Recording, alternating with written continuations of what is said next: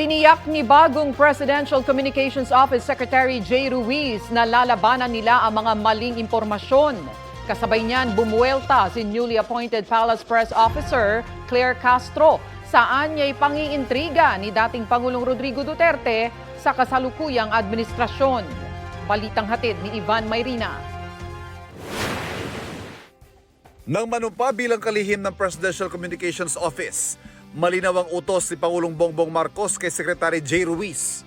Iparating sa taong bayan ang mga programa ng gobyerno at hindi gagamit ang fake news, kundi lalabanan ito. Marami nagpapakalat ng fake news ngayon. Lalabanan po natin yan. Magkakaroon tayo ng public information responsibilities. Kung kayo mga vlogger, kinakailangan natin maging responsibilidad.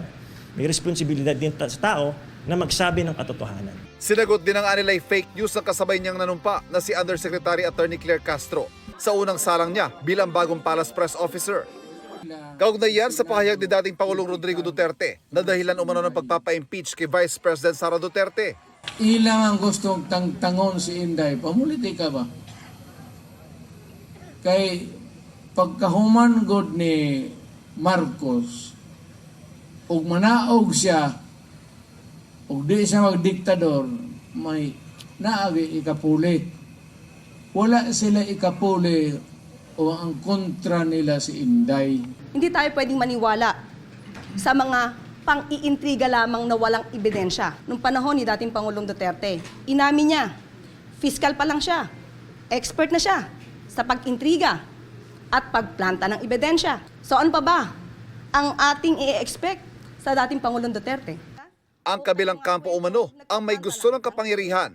Ang paninira nila sa pamahalaan at sa Pangulo. Gusto nila ulit makuha ang power, ang authority. Sinagot din ni Castro ang batikos ng dating Pangulo tungkol sa pagbebenta ng gold reserves ng bansa na ayon sa kanya ay labis-labis pero hindi naman idinedeklara kung saan ibinenta at sa magkanong halaga. Ayon sa BSP, ang pagbebenta ng gold is just a regular activity. How? Why? To pump up the economy. Even at the time of former President Duterte, trabaho na ito ng BSP. Hindi niya ba alam iyon?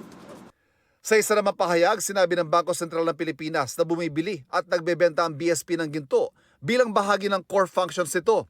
Kapag nagbenta ang BSP ng ginto, ang napagbentahan daw ay nananatili pa rin sa Gross International Reserves o GIR.